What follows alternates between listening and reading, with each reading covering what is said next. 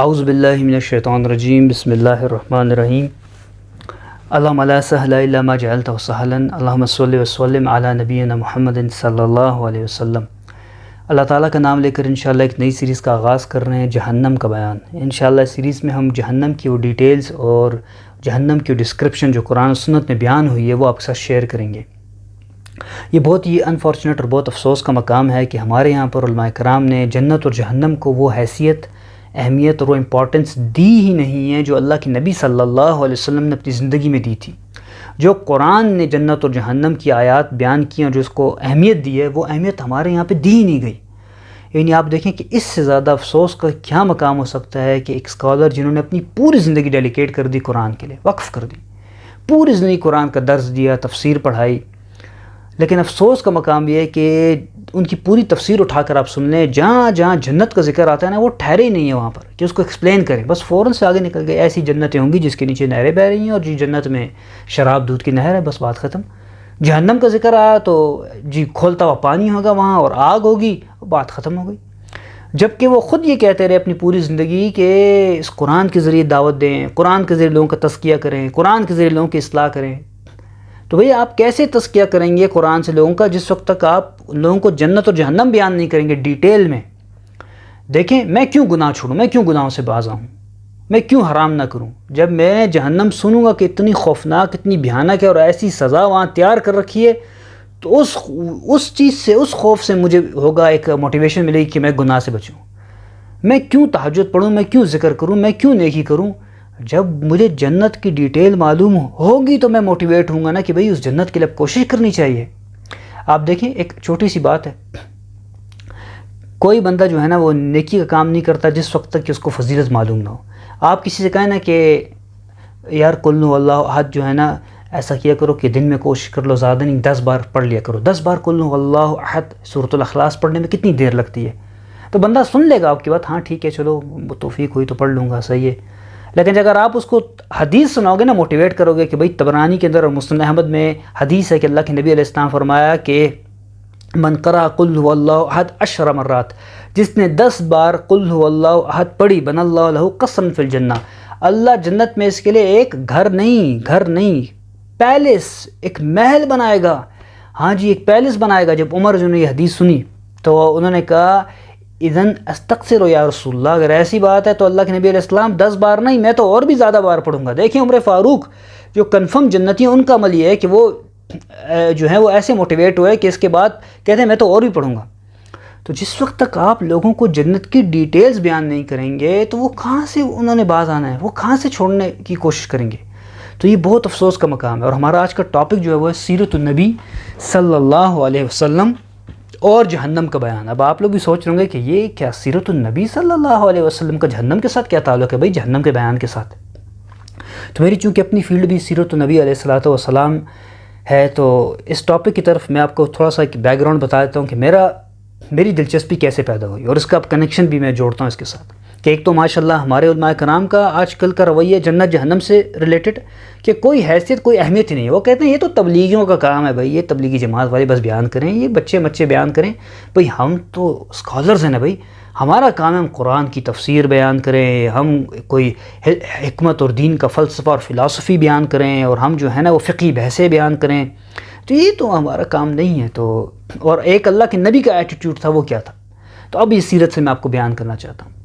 تو میری جو اس میں دلچسپی پیدا ہوئی ایسے پیدا ہوئی کہ جب میں سیرت پر پہنچا اور سیرت النبی صلی اللہ علیہ وسلم کے اسپیشلی یہ جو 4th اور 5th ایئر ہے، 5th نبوی نبوت کا مکہ کے اندر، تو وہاں بڑی ایک عجیب بات مجھے لگی، وہ یہ کہ ہم دیکھتے ہیں کہ اللہ کے نبی صلی اللہ علیہ وسلم نے جب پہلے 3 سال چھپ کر دعوت دینا شروع کی، ابھی حکم نہیں تھا آپ کو کہ اللہ اعلان دعوت کریں، دارالارقم میں بیٹھ کر اپنے گھر والوں کو اور قریب رشتہ داروں کو، دوست احباب کو آپ دعوت دیتے تھے۔ تو جب تیسرے سال ہو گیا حکم کے فَاصْدَعْ بِمَا تُؤْمَرْ، اب علی اعلان ڈنکے کی چوٹ پر جا کر اعلان کریں اسلام کا، تو آپ نے علی اعلان کیا، سب کو بتایا، تو ابو لہب نے اور کافروں نے کہا کہ تبت تو نے علی حاضہ جماعتا نا، تم اس قلعے میں جمع کیے، میں اس دعوت کے لیے چھوڑو، یہ کیا ایسی باتیں کرتا ہے؟ انہوں نے سیریس ہی نہیں لیا اللہ کے نبی کی دعوت کو۔ لیکن اللہ کے نبی تو دعوت اب دے رہے تھے، تو اب یہ ہوا کہ 4تھے سال جب سٹارٹ ہونے لگا نا، اس وقت تک مشرکین نے اللہ کے نبی کو سیریس نہیں لیا۔ انہوں نے کہا بچے ہیں بھائی، اس کے ساتھ کون ہے، یوت ہی ہے صرف، اور غلام اور عورتیں شورتیں ہی ہیں، اور کچھ دن کا بخار ہے ٹوٹ جائے گا دوبارہ یہاں پہ ہی آ جائیں گے، کوئی ایسی بات نہیں ہے۔ لیکن ہم نے دیکھا یہ تو اب دعوت تیز ہوتی جا رہی ہے، اور یہ تو ہمارے بچے ان کی دعوت قبول کر رہے ہیں۔ تو اب 34 سال اور بعض اہل سیرت کے نزدیک 5th ایئر میں انہوں نے فزیکل پرسیکیوشن شروع کر دی، مسلمانوں پہ تشدد اور مارنا پیٹنا شروع کر دیا۔ اچھا اب آپ میرے ساتھ رہیں، آپ سوچیں گے جہنم کے بیان میں سیرت النبی کہاں سے آ گئی علیہ الصلوۃ والسلام؟ بڑا گہرا تعلق ہے، وہاں ہی لے کے جا رہا ہوں میں آپ کو۔ تو اب 5th ایئر جب، اور بعض اہل سیرت کے نزدیک 4th ایئر ہی کے اندر جب مسلمانوں کو مارنا شروع کیا نا، اب یہاں پر میں حیران ہوتا ہوں کہ اتنا برا مسلمانوں کی انہوں نے جو ہے نا پھینٹی چڑھائی، لیکن وہ پھر بھی ایسے دین پر قائم تھے کہ وہ کہتے تھے جان چلی جائے دین ہم نے چھوڑنا نہیں ہے۔ اپنے مال، اپنی جائیداد، اپنا سب کچھ قربان کرنے کے لیے وہ تیار ہو گئے۔ یعنی آپ دیکھیں حضرت خبیب کے بارے میں آتا ہے کہ وہ he was one of the best sword maker of that time, وہ تلواریں بنایا کرتے تھے۔ تو وہ اپنی بھٹی پہ بیٹھے ہوئے تھے، وہ کوئلے گرم کیے ہوئے تھے اور وہ تلوار بنا رہے تھے، جو اس سے بھی دی ہوگی وہ سانچے میں ڈال کر، وہ پوری جو ہوتا ہے جو پروسیس۔ تو خبیب رضی اللہ عنہ کی جو مالکن تھی انمار، یہ ایک مشرکہ عورت تھی۔ اس کو پتہ لگا کہ خبیب تو مسلمان ہو گئے، ایمان لے کر آ گئے۔ وہ گئی بڑے بڑے سرداروں کے پاس، ابو جہل، عتبہ، شیبہ، اور کہنے لگی کہ تم لوگ تو یہاں بیٹھے ہوئے ہو، خبیب بھی مسلمان ہو گیا، یہ دیکھو ذرا میرا غلام ہے اور مسلمان ہو گیا، اور ہمارے لات منات عزا کہتا ہے یہ تو کوئی جھوٹے ہیں، یہ تو خدا ہی نہیں ہے۔ اور ابو جہل ان سب کو غصہ آنے کا صبر کرو، اس کو تو ہم بتاتے ہیں۔ خبیب کے پاس گئے، کہا خبیب ہم نے سنا تو مسلمان ہو گیا؟ کہنے ہاں مسلمان ہو گیا۔ پکڑا خبیب کو، ایک نے ایک ہاتھ پکڑا، دوسرے دوسرا ہاتھ، ایک نے ایک پیر، دوسرے نے دوسرا پیر، اور اٹھا کر انہی ہی بھٹی میں گرم کوئلوں کے پر لٹا دیا خبیب رضی اللہ عنہ کو، یہاں تک کہ ان کے بارے میں آتا ہے فما اطفاها الا شحم ظہرہ، ان گرم کوئلوں کو انہوں نے اور بھڑکایا یہاں تک کہ خبیب کی کمر کی سکن جلی اور اس سے وہ کوئلے بجھے جا کر۔ آپ اندازہ کریں، لیکن خبیب پھر بھی دین پر قائم رہے۔ اب سوال یہاں یہ اٹھتا ہے کہ ایسا خبیب نے کیا دیکھا تھا، اللہ کے نبی صلی اللہ علیہ وسلم سے کیا سنا تھا کہ وہ گرم کوئلوں پہ جلنے اور لیٹنے کے لیے بھی تیار ہو گئے، شہید ہونے کے لیے تیار ہو گئے؟ یہی سوال ہے کہ اچھا چلیں خبیب اسی طرح حضرت بلال کو دیکھیں۔ حضرت بلال رضی اللہ عنہ کے بارے میں آتا ہے جب پتہ لگا ان کے مالک کو، اس کو امیہ بن خلف کو، وہ اس نے نکالا حضرت بلال کو باہر اور تپتی ہوئی ریت میں۔ اچھا یہ آپ نے دیکھا ہے نا سٹے کے دانے جو پکتے ہیں ریت میں، جب ریت گرم کرتے ہیں وہ آگ لگاتے ہیں لکڑی سے اور اس پہ گرم کرتے ہیں ریت کو اور سٹے کے دانے ڈالتے ہیں تو وہ پک جاتے ہیں، اس کو نینے آپ کہتے ہیں۔ آپ سوچیں کہ اس تپتی ہوئی ریت میں بلال کو لٹاتے اور جو لوہے کی اور اسٹیل کی جو ذرا ہوتی یعنی وہ اس پہ جب دھوپ پڑے اسٹیل پر تو آپ سوچیں کہ وہ کیا حالت ہوتی ہے، وہ پہناتے، یعنی بلال رضی اللہ عنہ کی پوری سکن جل گئے، اور اوپر سے ایک موٹا بڑا پتھر بلال کے سینے پہ رکھ دیا یہاں، اور بلال رضی اللہ عنہ کو ایک بات کہتے ہیں کہ تکفر بمحمد صلی اللہ علیہ وسلم و تعبد لات والعزا، محمد صلی اللہ علیہ وسلم کا کفر کرو، کہو جھوٹا ہے معاذ اللہ ثم معاذ اللہ، اور کہو کہ میں لات اور عزا کی عبادت کرتا ہوں۔ بلال رضی اللہ عنہ جواب میں کہتے ہیں واللہ لو اعلم کلمۃ ہی اغیظ لکم، خدا کی قسم اگر مجھے پتا ہو نا کوئی جملہ جس پہ تم لوگ اور بھی چولہے پہ بیٹھ جاؤ اور بھی غصے میں ہو جاؤ، لقلتھا، تو وہ بھی میں کہہ دوں گا یہاں تمہیں غصہ دلانے کے لیے، لیکن میں جو ہوں نا اسلام کو نہیں چھوڑوں گا۔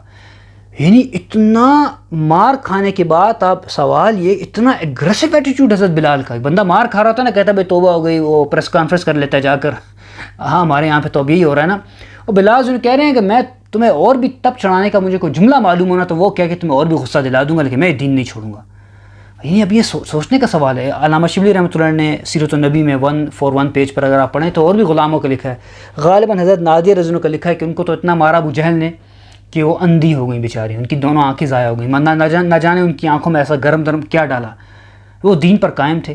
اچھا کوئی سوال کر سکتا ہے کہ یہ تو بیچارے نہیں، اصل میں یہ بات اس طرح تھی نا کہ یہ بیچارے غریب تھے، غلام تھے، تو یہ ظالمانہ نظام سے تنگ تھے، غربت سے تنگ تھے، اور وہاں پہ طبقاتی نظام تھا، تو اسلام نے تو ان کو بتایا تھا اسلام لے آؤگے تو آزاد ہوگے اور غلامی ختم ہو جائے گی، تو وہ یہ اس لیے کر رہے تھے، کوئی کہہ سکتا ہے۔ تو میرا اب اگلا سوال، اچھا ٹھیک ہے ان کے بارے میں تو آپ کہتے ہو غلام تھے نا، یہ بتائیں آپ ذرا کہ حضرت مصعب بن عمیر کے بارے میں آپ کی کیا رائے ہے؟ یعنی مصعب بن عمیر تو غلام نہیں تھے، مصعب بن عمیر جو تھے وہ تو وہاں کے سب سے امیر ترین نوجوان تھے۔ حضرت مصعب کے بارے میں آتا ہے کہ کانا یرتد احسن الثیاب ویتعطر بافضل العطور، ابن سعد لکھتے ہیں کہ مصعب جو تھے پورے مکہ میں سب سے ایکسپینسو کپڑے وہ پہنتے ہیں، ان کے کپڑے خاص روم اور فارس سے آتے تھے۔ اچھا روم فارس جو رومن امپائر، پرشین امپائر اس وقت کی سپر پاورز تھیں، جیسے آپ پاکستان میں کوئی ہونا اور وہ خاص اس کے لیے آتا ہو انگلینڈ اور رشیا اور کہاں سے کپڑے وہ پہننا ہے، صرف امپورٹڈ کپڑا پہنتا ہو، اور عطر ایسا عطر مصعب کا ہوتا تھا، خاص پرفیوم جو آتا تھا باہر سے،